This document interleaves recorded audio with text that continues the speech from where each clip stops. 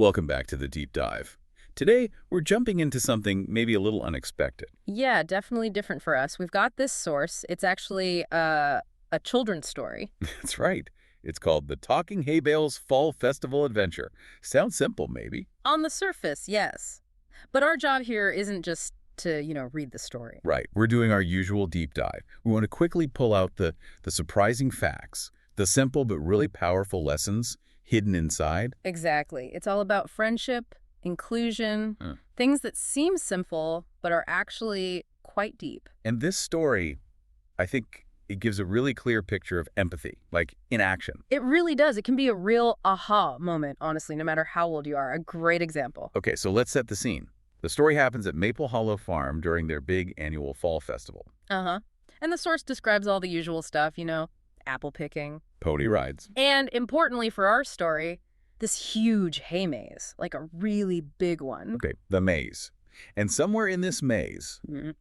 there's our main character. Well, yeah. Smack dab in the middle, apparently. There's this one particular hay bale. Just a regular hay bale. Not quite. It's been decorated. The story mentions googly eyes made out of leaves and a crooked twig smile. Kind of cute, but... But it's just decoration, right? yeah, Put there for the festival atmosphere. exactly. It's right there. Everyone sees it, but it's stuck. It can't move, can't join in. It's just there. Like being seen, but not really included. Precisely.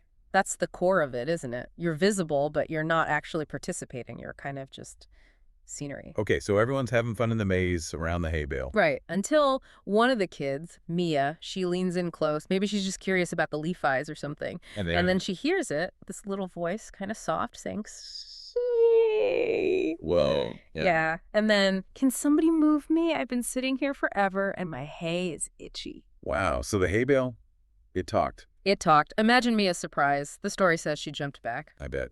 And what did the hay bale do? Was it embarrassed? Not at all. It apparently just huffed, like totally exasperated. Huffed. Like it was annoying. Yeah, like, finally, someone noticed. It basically says, look, I have feelings too, and I am so bored. Bored and itchy.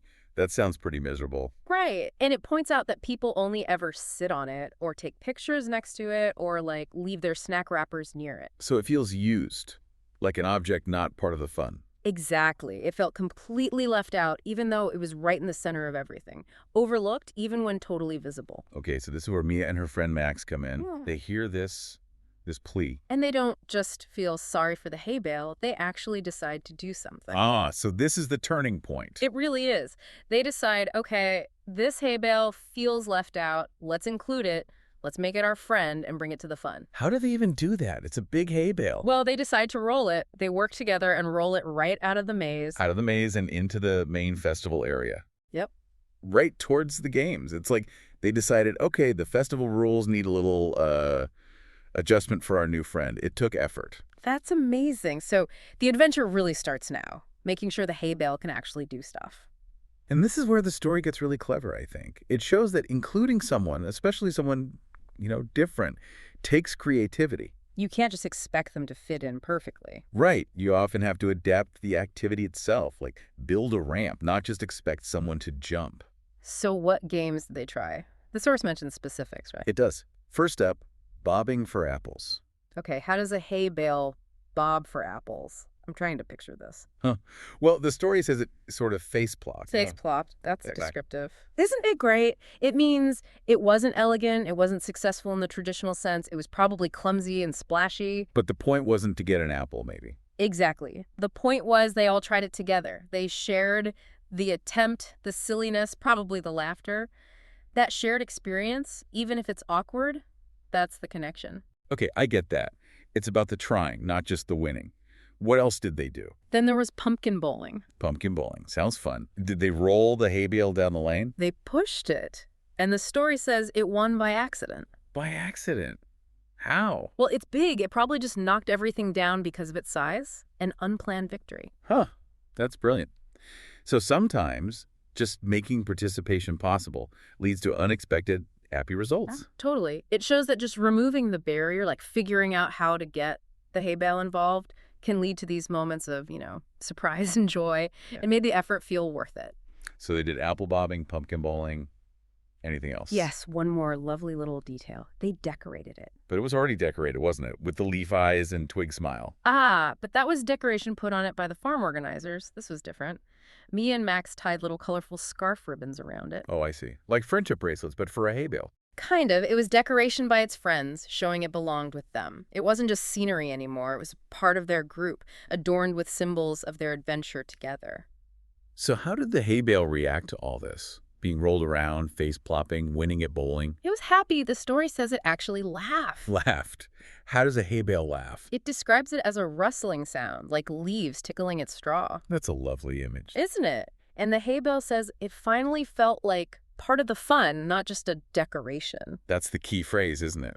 From decoration to participant. Absolutely. That transformation is the heart of the story.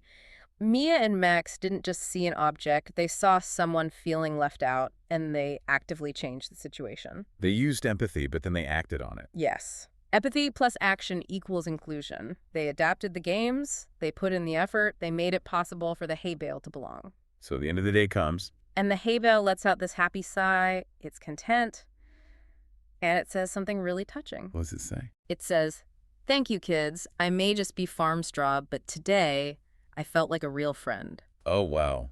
Right in the feelings? It knows what it is, but the feeling is what matters. Exactly. It's about the connection, the experience they created. And Mia's response is just perfect. What should she say? She just says very simply, "That's because you are one." Boom. Friendship confirmed. Yep. No question about it. The object's nature doesn't matter. The relationship does. And there's one last little bit, right? Uh-huh. After sunset. Uh-huh. Just this soft rustle and the hay bale whispers. Let me guess. See you tomorrow. Close. It whispers, "Same time next year." Oh. So it knows it belongs now. It's part of the tradition. It's secured its spot. It's not just a temporary guest. It's expecting to be included next time, too. No longer just a prop. What a great little story. It really shows how being curious about someone and then being willing to adapt things. That's how you make connections. That's the core lesson, I think. The hay bale didn't need to change itself. The kids changed the environment, the activities to fit the hay bale. That's real inclusion. Right. It wasn't about making the hay bale less like a hay bale. It was about making the games more hay bale friendly. Exactly. And that's the big idea we can take away. Kindness, especially that creative, adaptive kind of kindness, is what turns strangers or even, decorations into friends. Everyone deserves to feel like a participant, not just scenery. We saw how Mia and Max did it. They noticed the feeling, they put in the effort, maybe looked a bit silly rolling a hay bale around. But the result was real friendship. A genuine connection. It really makes you think, doesn't it, about who might be feeling overlooked in our own worlds. Yeah, definitely. Thanks for exploring this story with us today. It had more layers than you might expect. It really did. And before we wrap up, let's just linger on that idea of inclusion for a second. Okay. We saw the hay bale, stuck in the middle but feeling left out. Maybe think about your own life, your work, your community. Is there someone who's kind of like the overlooked decoration?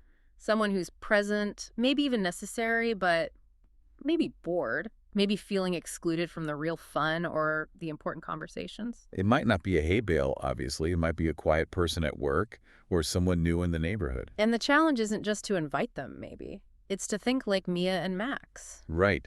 What small creative change could you make?